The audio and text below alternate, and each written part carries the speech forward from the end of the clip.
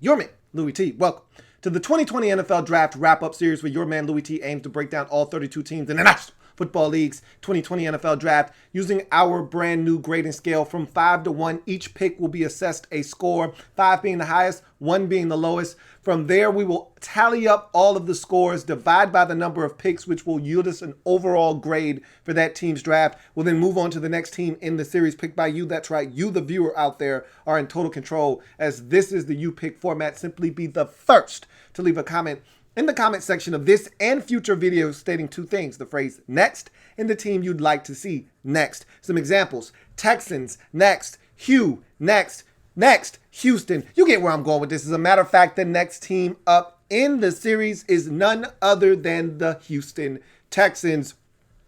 Another offseason, another blockbuster trade involving the Houston Texans, in which most people perceive the Texans to be on the wrong end of the deal. We'll see how it shapes out. I've always said this about Bill O Brien: whether right or wrong, he usually does things with conviction. Now, I generally don't agree with him, but we'll see what happens. The latest trade, Nuke Hopkins off to Arizona in exchange for David Johnson and some draft capital. I did not agree with the move. He felt like it needed to happen. I can't question him because I'm not in that building. I don't know what was said between him and Nuke Hopkins. I don't know if the money that he was asking for, if in fact he was asking for a new deal, was egregious or not. Whatever the case may be, I simply didn't have a problem with necessarily trading him as much as the compensation that they got back for him. There are examples of what you're supposed to get, what the baseline is when you trade a big-time premier wide receiver in this league. The Giants got a massive haul for Odell Beckham Jr. So did the Minnesota Vikings when they traded Stephon Diggs. Nuke Hopkins is better than both of those players, and so you should have gotten something equal to, if not greater than, those packages that those teams received. That's nor here nor there. What's done is done. Texans have made a bunch of moves, including bringing Brandin Cooks in and as a semi-replacement. I don't love that move either because he's injury prone. Don't know how long he's going to be able to last. You've already got a guy that's injury prone, very productive when he's on the field, but never usually available in Will Fuller. So to bring another guy that's similar in that regard is a little head scratching, but that's nor here nor there. That's not what we're here to talk about. The Texans have traded away a bunch of draft picks. That's a known fact. Only 5 selections in this draft for the Texans. And I actually thought they did a really good job of maneuvering the draft because a lot of their selections was at the back end of the draft, and they did some shuffling around to get up into the draft and get players that they felt like could be productive for them. And so to see what they were able to come away with, I'm a huge proponent of, look, I don't want 3 7th-round picks. I don't know what to do with that. I don't need that. Give me 1 5th-round pick versus 3 7th-round picks. And I know a lot of people, that's contrary to a lot of different beliefs out there, that give me more darts at the dartboard. I'll take the 3 7th-rounders over 1 5th. Well, if that's your thinking, I want to trade with you because I'll give you these 3 7th-rounders in exchange for a 5th so I can get a guy that I think can impact my football team right away and move on. I don't need 3 guys coming in, muddling up my training camp, not making the roster, slapping them on the practice squad and working with those guys, and ultimately having somebody else at the end of the season pick them off of my practice squad and they never play a down for me. Give me the 5th-round guy that I know is going to make my football team and impact it in some kind of way. The Texans, say what you want, they got 2 second-rounders. They got some good guys in the middle of this draft. And I honestly believe they've got impact players day one if they're able to stay healthy. And so some guys that come right out of the gate ready to help the Texans win on the defensive side of the football. And you may have a stud later on at the back end. He may need a little bit of work, some tweaking here, some tweaking there, but this is a guy that I think will come in and ultimately be able to give you a little bit of a boost at the receiver position. But let's talk about this Texans draft. 5 players, that's it. Not a lot here, but I thought it was an impactful 5 players that were selected. And let's get to that now as we take a look at this Texans draft. As I mentioned, 5 players. You see all 5 of them in front of you. I'll be reading from my write-ups. I've broken down all 5 of these guys, and I will read my notes from each breakdown. And we start in the second round of this draft. No first round pick, obviously, for the Texans, trading that away. And so we start in the second round, 40th overall selection, defensive tackle out of TCU. Ross Blacklock is the selection, 6'3", 290 pounds, 32-inch arms. This is a guy, 12 games on the season in 2019 for the TCU Horned Frogs. 9 tackles for loss, 3.5 sacks, no forced fumbles, no pass breakups, and no blocked kicks. But in his career, 15.5 tackles for loss, 5.5 sacks, 0 forced fumbles, no pass breakups, no block kicks in 26 games. I had a second round grade on Ross Blacklock. You take him in the second round. I thought he was the 4th best defensive tackle in this draft. He was the 3rd taken off the board, so not too far off there either. I'll give you my comp for him a little bit later on. My strengths, good quickness for Ross Blacklock. Probably one of his better attributes is his quickness, his ability to create havoc right off the snap, get into the backfield, and try to make something happen. I don't know if he'll necessarily translate as a pass rusher at this level. I think that's why people are so high on Ross Blacklock, because they think there is a potential for this guy to be a sack getter at the next level. The numbers don't necessarily bear that out, but the potential might be there, and I think a large part of the reason people are optimistic about him potentially getting to the quarterback is the quickness that I just alluded to. Plays with nice pad level and leverage. Being a 6'3" defensive tackle, you're right at that borderline with the rest of the offensive and defensive linemen around you. So there's not a distinct advantage like, oh, he's 6'1". Yeah, he's a little short, and you would rather have a guy 6'3" like Ross Blacklock, but normally those guys win the leverage battle inside, and they don't get washed out of gaps because they're able to get up under that offensive lineman's pads and stand their ground. He is a guy that comes out of his stance low, and so because of that, he usually wins the leverage battle and is able to make things happen that way. Tailor-made to be a one-gap penetrator. All right, that's his thing. If you're looking to draft this dude and put him into a 3-4 defense and you're asking him to eat up blockers and be a 2-gapper, you got the wrong guy. This is not what he is supposed to be. He is a one-gap penetrator if I've ever seen one. A guy that is supposed to be playing on the opposite side of the line of scrimmage. A guy that shouldn't be asked to occupy the gap on either side of an offensive lineman. This is a guy that needs to be getting into the backfield. This is a guy that looks to disrupt a play. Even if he doesn't make the tackle, he's blowing stuff up. That's what he's supposed to be. When you watch him on tape, that's what you see. That's the feel you get from him. Hopefully, that's the way he's going to be utilized. Obviously, the Texans lost a big-time piece of their defense inside in DJ Reader in free agency. He's not a DJ Reader replacement. If that's what you're looking for, that's not him. He's not 320 pounds. He's not a space eater. He's not going to hold up guys at the point of attack and allow the linebackers to roam free. He's looking to eat. He's not holding up guys so that other people behind him can eat. He needs to be allowed to go and feast. So we'll see if that's what the Texans have in mind, because that's the type of player they drafted here in Ross Blacklock. Plays with relentless energy. I love defensive linemen that play the game the way that he does, like his hair is on fire. Again, when you're a defensive lineman, it's easy to get tired. You're right around 300 pounds. Most times you're north of 300 pounds. There's a lot of things going on. It's hard to keep that motor running hot, but he's one of those guys that while he's in the game, he's playing at a very high level in terms of energy.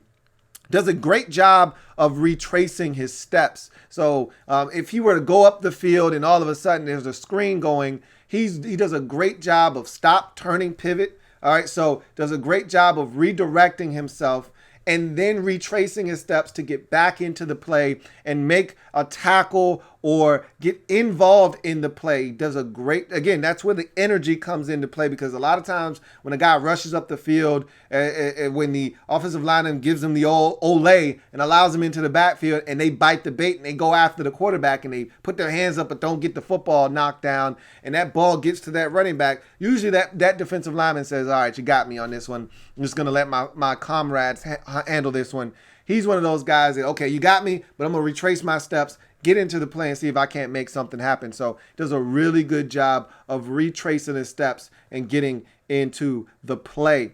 Lateral agility helps him seek out gaps for upfield rush.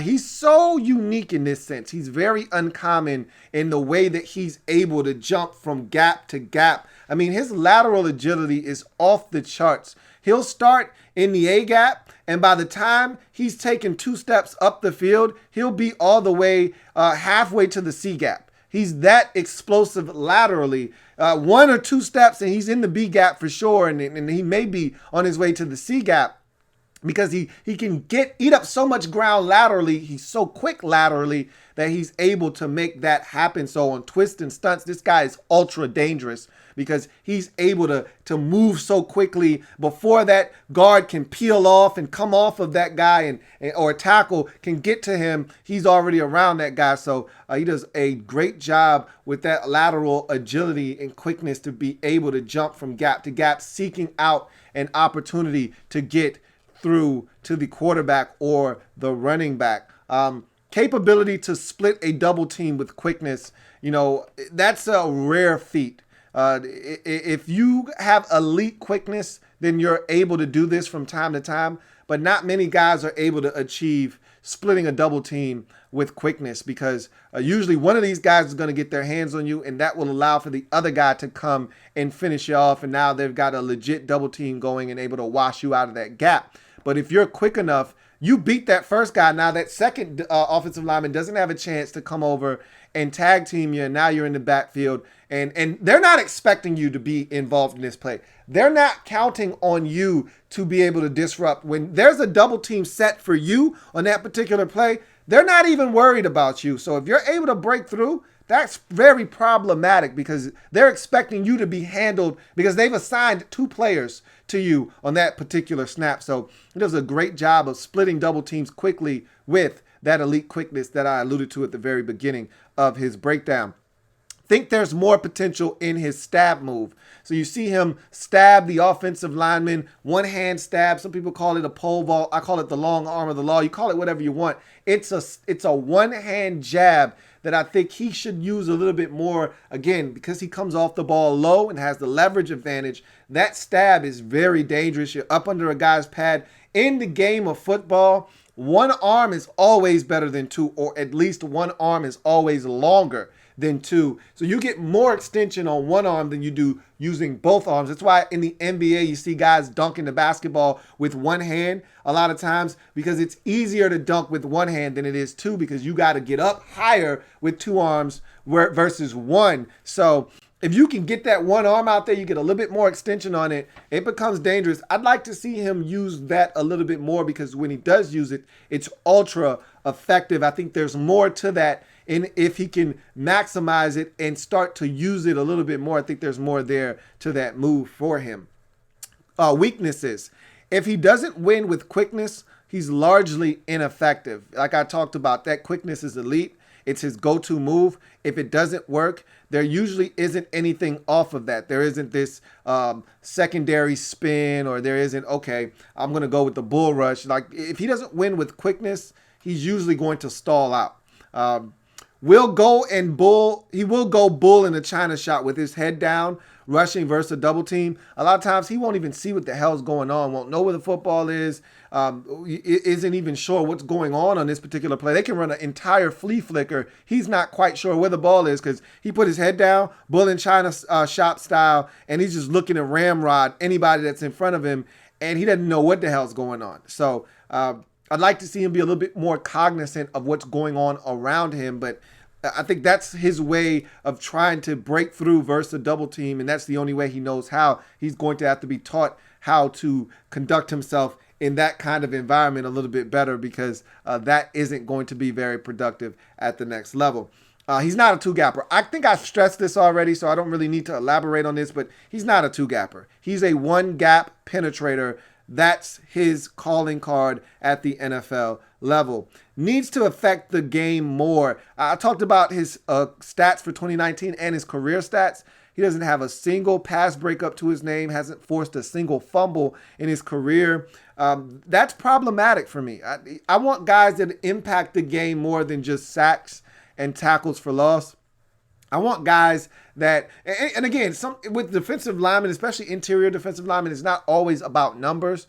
But, if you're not forcing fumbles, okay, whatever. But at least get your hands up in the passing lane and deflect a pass or two. And that's what I'm talking about. When he puts his head down, he has no idea when the quarterback's looking to throw the football. He can't time anything up, get his hands up in the passing lane. He has no idea what's even going on. And that's what I'm talking about. And that's part of the reason why he doesn't have any pass breakups, because he's not aware of what's going on in front of him. And so I need him to impact the game. He's talented enough to impact the game a little bit more than he has to this point. And then you got the injury concerns. And that's something that really bothers me a bit. He tore his ACL, his Achilles in 2018.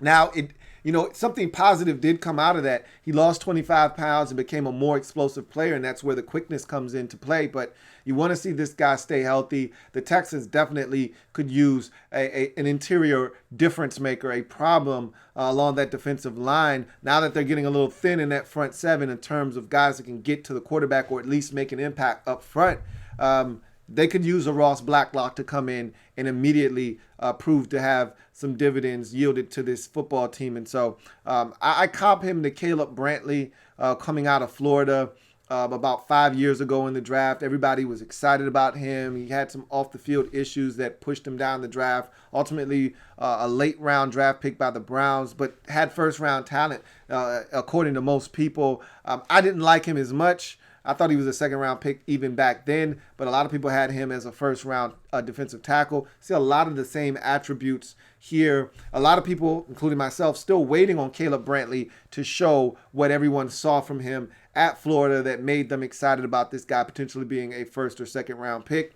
Ross Blacklock has a lot of those same attributes. Now he needs to do a better job than Caleb Brantley has done to this point of showing what he is capable of at the NFL level. Second round, 40th overall selection, defensive tackle out of TCU. Ross Blacklock for me is a 4 to get this Texans draft kicked off as we move on to the next selection in this draft. Third round, 90th selection overall, edge rusher out of Florida. Jonathan Granard is the pick, 6'3", 263, 35-inch arms. Wow.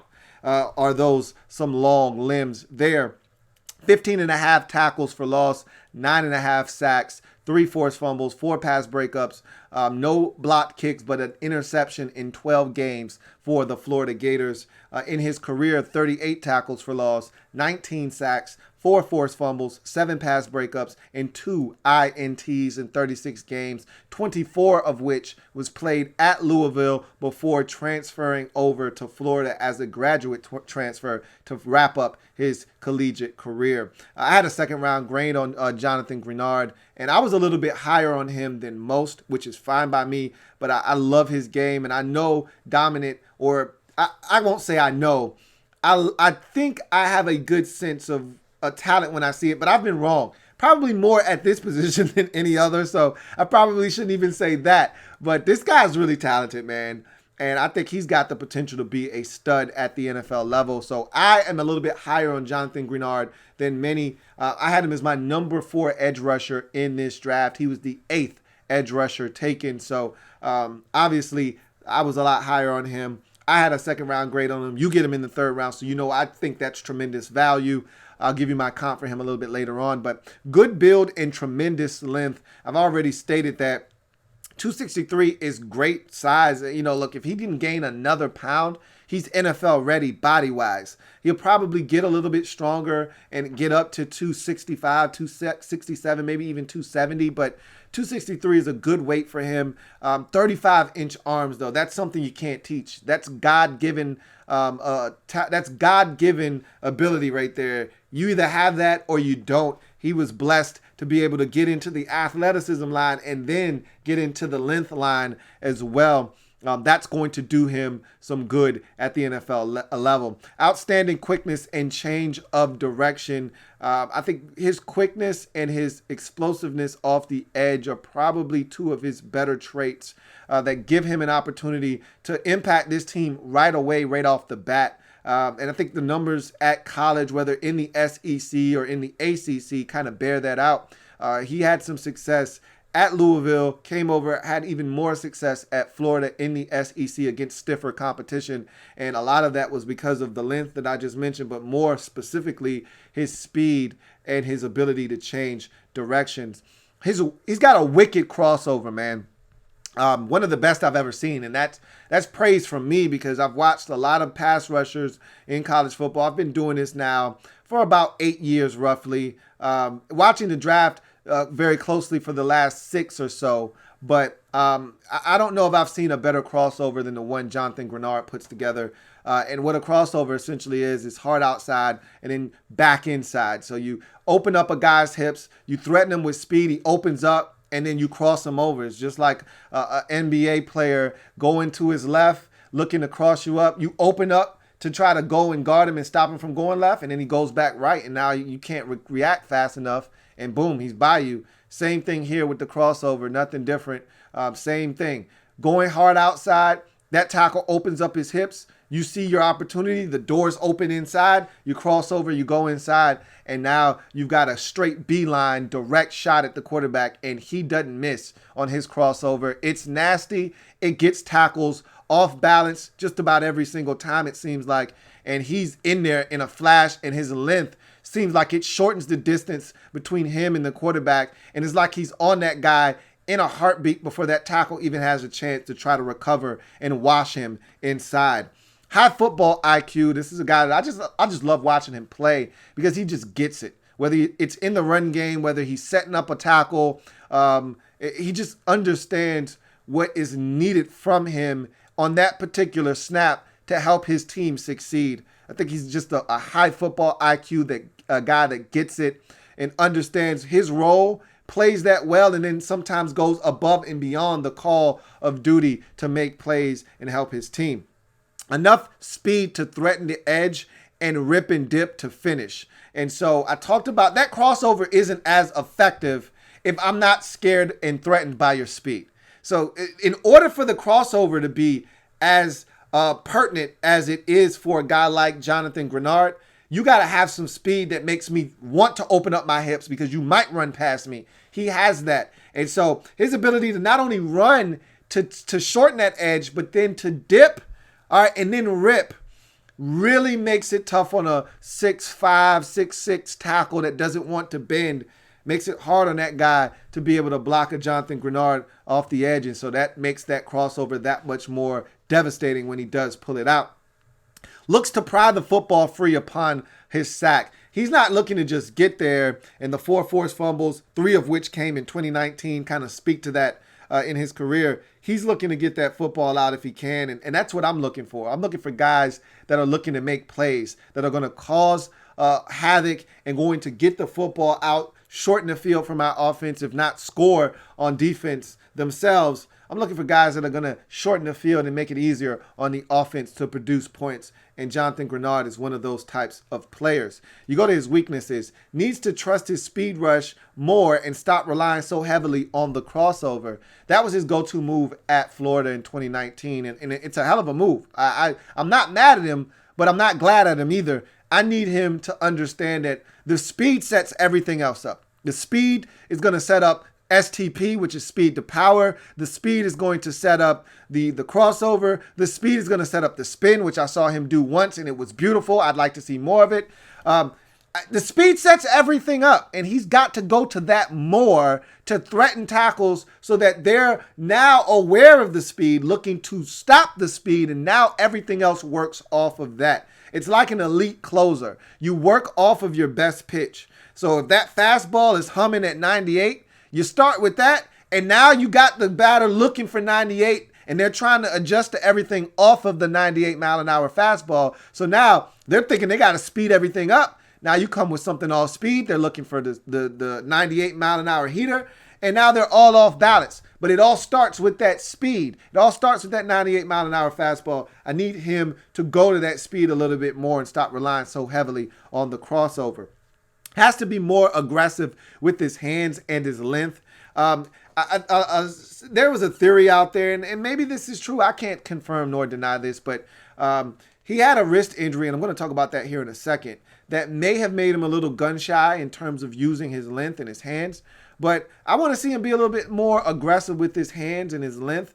Because with 35-inch arms, there should be a latch and snatch somewhere in the Rolodex, somewhere in that toolbox. Even if you got to dig down deep in that toolbox, you should be able to pull out a latch and snatch where you grab that tackle and you pull him, which thrusts you towards your target, whether that be the running back or the quarterback. There should be a latch and snatch with 35-inch arms. No excuses, no equivocations. You should be latching and snatching at some point with 35-inch arms. You should be winning the hand battle, the hand fighting that goes on in the trenches. You should be winning with 35-inch arms.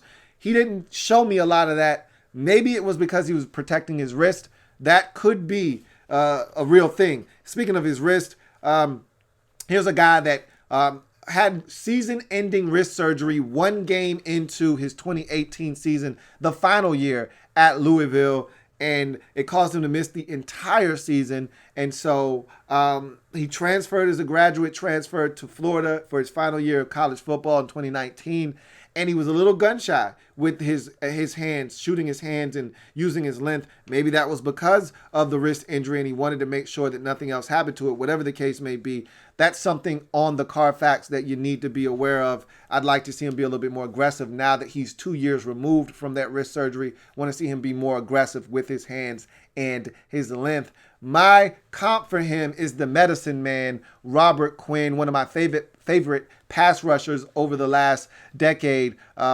Quinn is speed. He's dynamic. He's able to bend the edge. He had a resurgence to his career. Robert Quinn is about 32, 33 years old, and he put up double-digit sacks last year for the Cowboys, so much so that the Bears thought it was a great idea to give this man a 5-year, $70 million contract at his age. So Quinn is one of those timeless edge rushers that just gets it.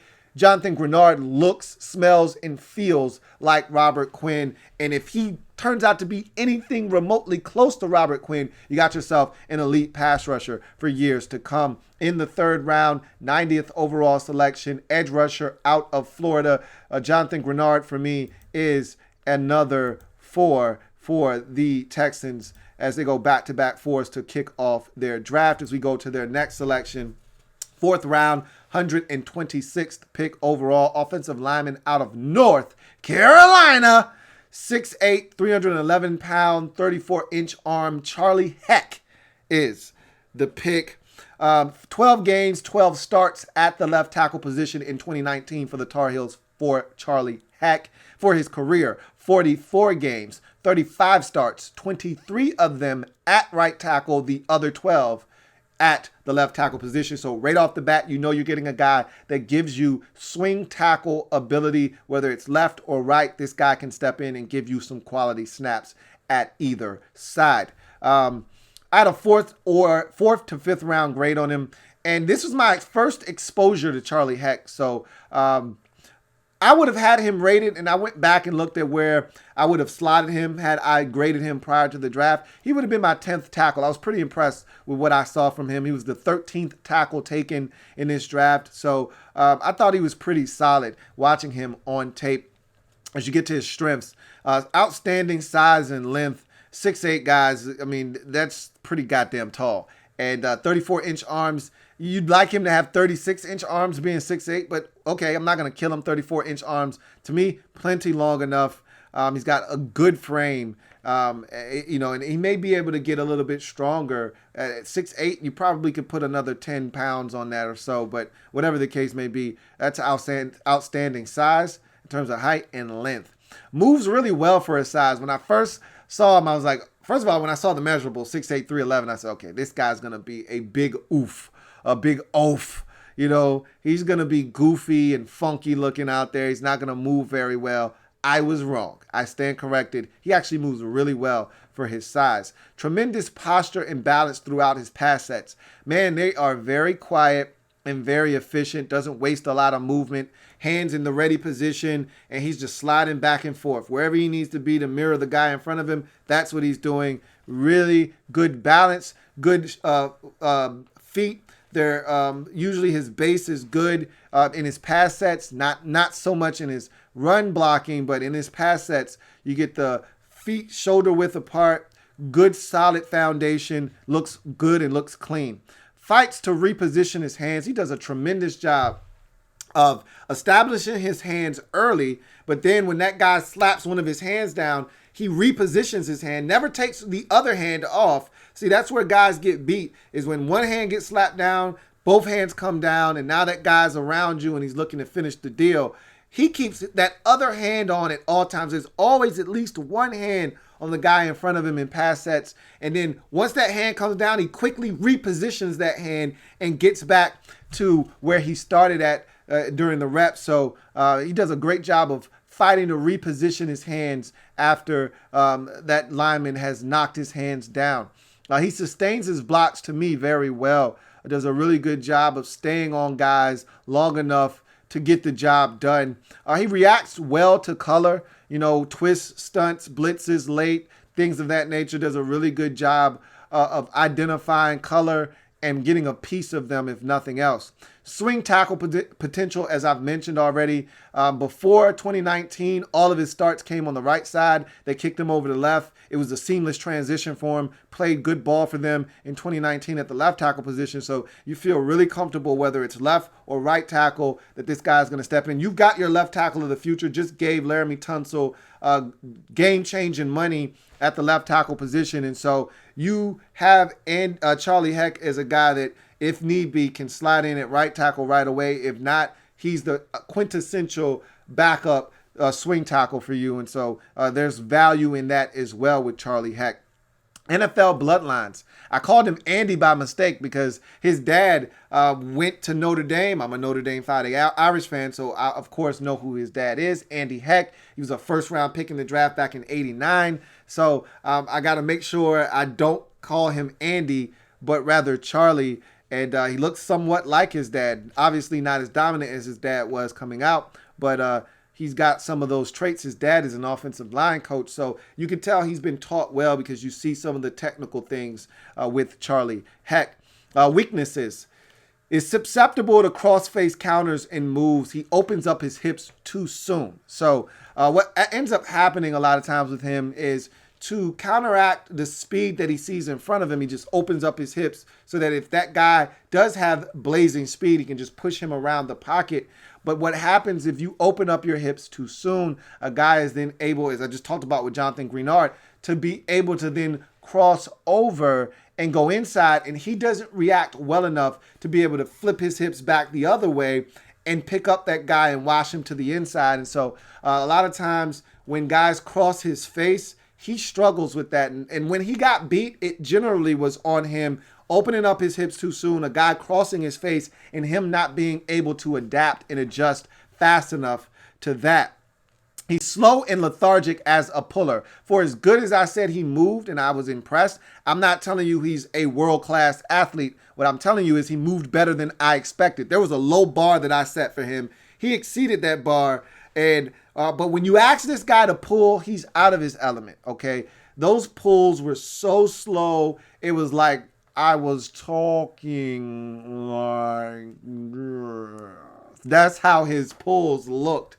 I mean, his back's literally like, don't even worry about it, Charlie. I'm going to just go ahead and go without you, man. Appreciate you, though, anyway. So I wouldn't do that if I were the Texans.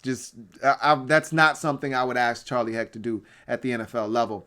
Does often present a narrow base, limiting his power in the run blocking department.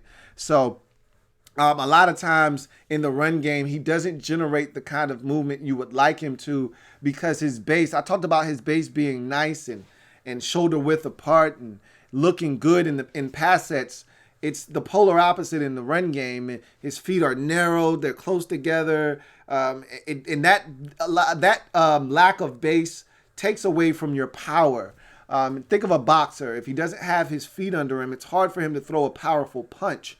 And so you've got to have a nice wide base to be able to drive someone as a drive blocker. You don't get that from Charlie Heck because his feet are usually too far apart. But I tell you what, man, I was actually impressed with Charlie Heck going into this. I didn't know what to expect. Should have known better because his dad was an All-American and a first-round pick and is an offensive line coach as we speak. So I should have known better, but this is a quality pick here by the Texans. And in the fourth round, 126th pick overall, offensive tackle out of North Carolina, Charlie Heck for me is a 3 as we continue to mosey on in this draft with another 4th round pick, 141st overall, cornerback out of Penn State. John Reed is the selection.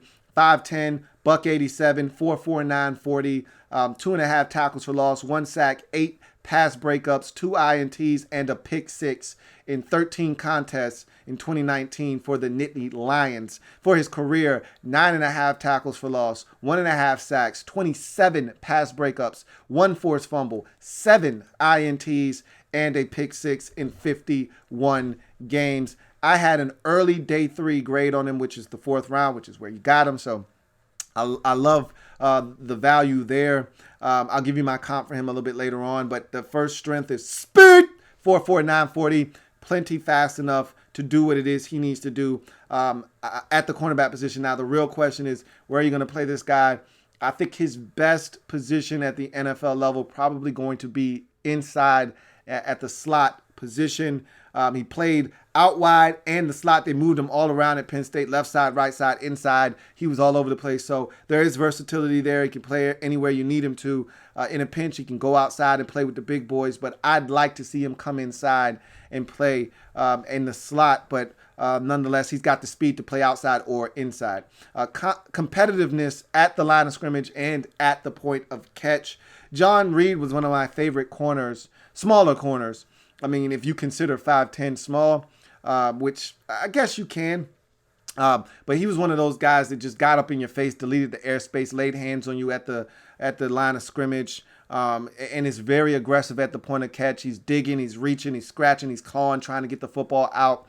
So one of those guys that's just really feisty at the line of scrimmage and at the point of catch. Balance and fluidity, he's flawless at the line of scrimmage, out of his stance, in his back pedal, sideways shuffle, whatever you're looking for, transition, all of those are clean with John Reed. He navigates the field very beautifully and effortlessly. LLC properties, you know how I feel about corners. You got to look, locate, and contest. If you don't look, how do you know where the football is? If you don't look, then you can't locate the ball. And if you're not locating the ball, how are you going to pick it off? I mean, that's ultimately the goal, right? Yeah, you don't want the guy in front of you to catch it, but if you can take the ball away, that's the ultimate goal, is to pick it off. You know, knock it away, yeah, that's cool, but you want to take it away. And you can't take it away if you don't even know where it is. So the 7 INTs kind of states that this guy is looking to make plays on the football, and so he's definitely a guy with LLC properties. Consistently around the ball, 27 pass breakups and 7 INTs in his career, again, is really the numbers that tell you he's always around the football. When it's in the air in his vicinity, he's looking to make a play on it. And so you got to love that. I want a guy that's in the picture. I want a guy that's there when the ball's in the air and the at the point of catch, when things are going down. All right. In that critical moment, I need you to be there. I don't need you to be still trailing, arms flailing in the air. You don't know where the ball is. You're panicking. I don't need that coming to me. I need you to be going after the football. Ball skills, the 7 interceptions tells you all you need to know, even though I felt like he left a couple of balls on the field. I think he left a little bit of meat on the bone, if you will, in the interception department. I think a couple of those 27 pass breakups could have been additional INTs, but there's enough ball skills here for you to do something and work with John Reed. His weaknesses, his size, obviously 5'10", $187, probably is going to relegate him to slot duty. You know, you're talking about a guy at $187. Not many $187 corners out wide anymore. You know, with the guys getting bigger and bigger in today's NFL, 187 pounds, you can't be aggressive with anybody at 187 pounds out wide. Maybe in the slot you can, but out wide, you're asking for trouble. And so I think you're going to see him probably have to be kicked inside. For as aggressive as he can be as a corner with the ball in the air and at the line of scrimmage, he's equally disappointing and ineffective and unaggressive as a tackler. Like, he wants nothing to do. And to me, it's more of a mentality. I've always said tackling for guys in the secondary, especially the cornerback position in particular, it's like rebounding in the NBA. If you're 6'10", you should be able to grab 10 boards a night. But if you don't want to grab rebounds, you're not going to get rebounds. Rebounding is a want to. You have to want to grab rebounds. Same thing with corners. You have to want to tackle. If you don't want to tackle, then you won't tackle. And John Reid is one of those guys. If he has to, he will. All right. But if he doesn't have to, and this is the thing that is frustrating, he won't get involved. He's an onlooker. He's a bystander. He's one of those guys, hey, y'all got it, right? And they're like, hey, John, we can use a hand. And he looks like, hey, looks like you got it from here. From my vantage point, it looks like you guys are straight. You don't need me. And he'll just stand there. And I'm like, dude, go in there and get your hands dirty. And he's like, nah, I just bought this suit. It's clean. I'd like to keep it that way. He doesn't want to get involved if he doesn't have to. Now, if he doesn't have any other recourse, he'll throw his name in the hat. But that's not the way to be on the outside, at least not for me. He's greedy and will panic at times. So obviously, when you're greedy, I watched him against Ohio State, and he gets beat on a double move by Chris Olave for a touchdown. And he's just being greedy. Olave gives him a sell like he's about to run a dig. And so he stops his feet, and Olave takes it all the way to the end zone, to the corner, to the pylon. Ball's put up there beautifully. He goes up and gets it, and John Reid couldn't do anything about it. And so he's greedy. When you got 7 interceptions, 27 pass breakups, you're looking to get your hand on the football. You're going to be aggressive, and sometimes to a point over-aggressive, and you're going to pay for that.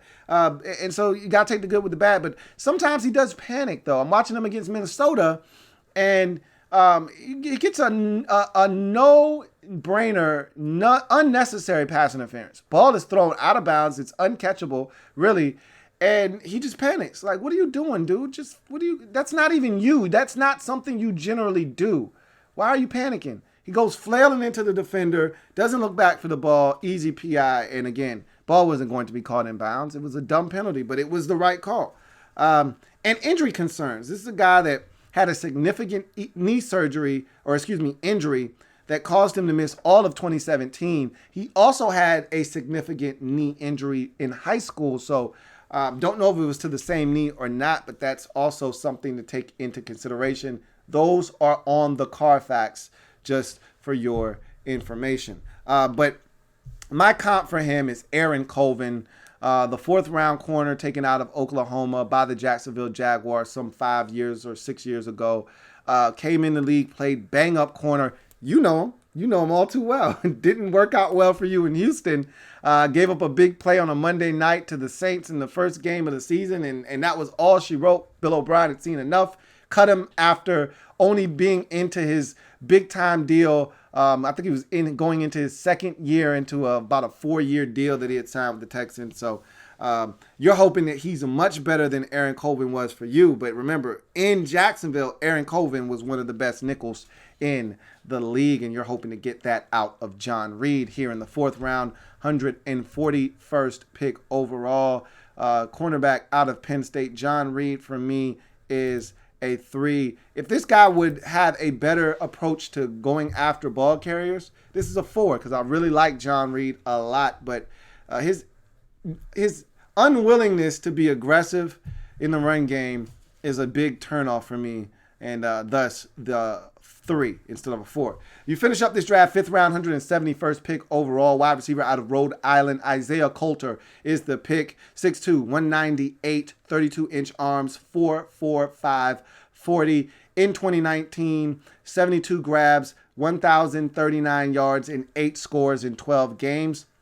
For his career, 162 grabs, 1,855 yards, 12 scores in 34 games. Had a 6th round grade on Isaiah Colter. You take him in the 5th. Not going to kill you for that. A lot of workable traits here. I'll give you my comp for him a little bit later on. Strengths, height and speed at 6'2", running a 4.45. That's a great starting point. I mean, you'd like him to be a height, weight, speed specimen, but the weight just isn't there right now. He looks really frail at 198. You'd like him to catch up, weight-wise to his height and his speed. And if he could get to 207, bulk up a bit, and keep the speed, you got something here in Isaiah Colter, because there's a lot of twitchiness. There's a lot of explosion. What he did to Virginia Tech was eye-popping, okay? He looked like the best player on the field versus Virginia Tech. I mean, he tore him a new asshole in that football game. And there were times where he and his cousin, who were on the same team, his cousin was Aaron Parker, and they were the two best receivers on the Rhode Island roster. There were times where his cousin looked like the superior player, but in that particular game, against the best competition they saw all season long, Isaiah Colter looked like the best receiver, best player on the field. And so that was encouraging to see him destroy a Power 5 conference team like that. Very impressive. Sticky hands. This is a guy that snatches the football out of the air, attacks the ball while it's in the air. Not a body catcher at all. So that's also a very big positive, being that you have a guy on your roster right now that is a speed demon but loves catching the football with his body. And you know exactly who I'm talking about in Will Fuller. So to grab a guy with sticky hands, you just let one go with probably the best set of mitts in the entire league. It'd be nice to replace him with a guy with some good hands. Catching traffic. He can catch it in traffic. He's fearless. This is a guy, even though he's a $198, not afraid to go over the middle. I saw him take some shots, hold on to the rock. So I love that. Love a guy that's willing to do the dirty work, go over the middle of the football field, knows a hit is imminent and not scared to, because look, you're going to get hit anyway, right? A wise man once told me, you're going to get hit anyway. You might as well catch the football. Isaiah Colter definitely subscribes to that theory. Catch radius. He can go up and get the football. So when I talk about workable traits, you're talking about a guy that's 6'2". You're talking about a guy that's 4'4", 5'40". You're talking about a guy that can go and get the football in the air. Really good catch radius. Has the ability to go and snatch it out of the air and attack it. Quick and twitchy. He's a fluid mover. When you watch him on the field, you're like, okay, this guy's moving from point A to point B very rapidly. Okay, the acceleration is there. His ability to beat guys in short spaces and short area quickness is absolutely off the charts. There's a lot here with Isaiah Colter, as I mentioned. He's just raw. You know, a lot of things he was asked to do at Rhode Island, and so he's not a detailed route runner. We'll get into all of those things, but all the things you need to turn this guy into a big-time wide receiver, they're here. He just needs to be fine-tuned and coached up. And then upside. Again, I don't like to throw upside out there because, as I've mentioned, everyone should have upside. That's why you're drafting them. You're not drafting them because you think they're the best, that they're going to be. What you've seen on tape is the best of the best for that player. You think they can get better with coaching and with time. And he's no different, but I think there's a little something extra here, in particular with Isaiah Colter, if he's able to put it all together.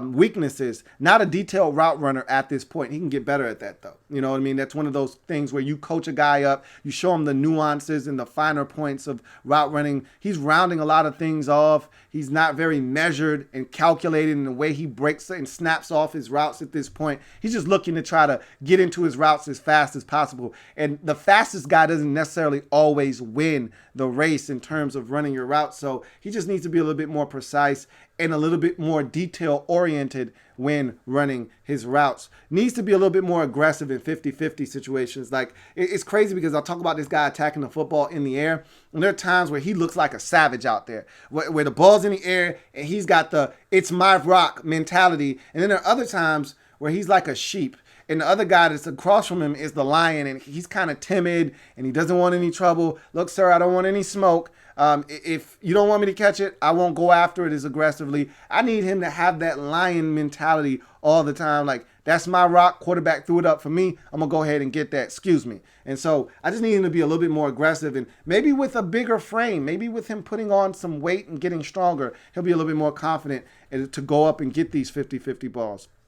He's raw. Talked about the route running ability. He played at Rhode Island. All right, so not a lot of tough, experience and guys that he's going to see NFL caliber across from him on a weekly basis. So, he's extremely raw, and that's okay. That's why you take this guy in the 5th round. But there's some potential here. And could use a little bit more weight and strength. And I've already mentioned that, so I don't want to beat a dead horse. But he could definitely stand to put on an additional, 5 to 9 pounds or so and get a little bit bigger and functionally stronger. I think that will serve him very well if he can keep the speed, maintain the speed, and add on a little bit more muscle, which I assume he's going to be able to do in the Texas weight and conditioning program.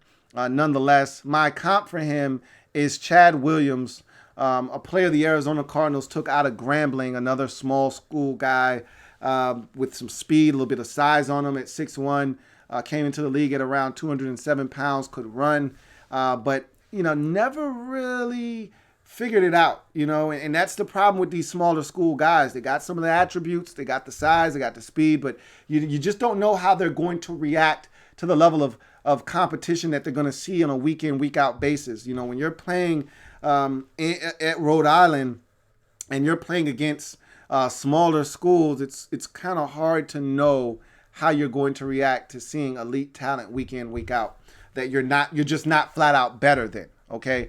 We'll see how Isaiah Colter responds, but he's got everything you're looking for, man. And so here in the 5th round, 171st pick overall, wide receiver out of Rhode Island, Isaiah Colter for me is a 3 to wrap up this Texans draft. Again, in and out, 5 players. All of them, I think, have a chance. All of them are going to make this Texans football team first and foremost, which I love. I love when you have a draft that's compacted and condensed, and every single one of these guys are going to make the football team. So with that being said, how many of these guys can contribute right away? I think your first 3 picks right off the bat can contribute. John Reed is the guy that I think probably going to get some run early on in his NFL career. And then you look at the last pick, Isaiah Colter. Look, you don't have a lot of stuff at receiver, and 2 of the guys in Kenny Stills and Will Fuller are going to be free agents next year. So this guy may have to take a crash course in 2020 and be ready to go right out of the gate, because he may have, and we know Will Fuller is good for an injury 3-4 weeks into the season. I'm going to knock on some wood for you, man. Hopefully he's able to stay healthy, because when he's healthy, he's dominant, but it just never seems to be a full 16. Hell, I'll take 12 from Will Fuller if I can get it. But nonetheless, solid draft by the Texans.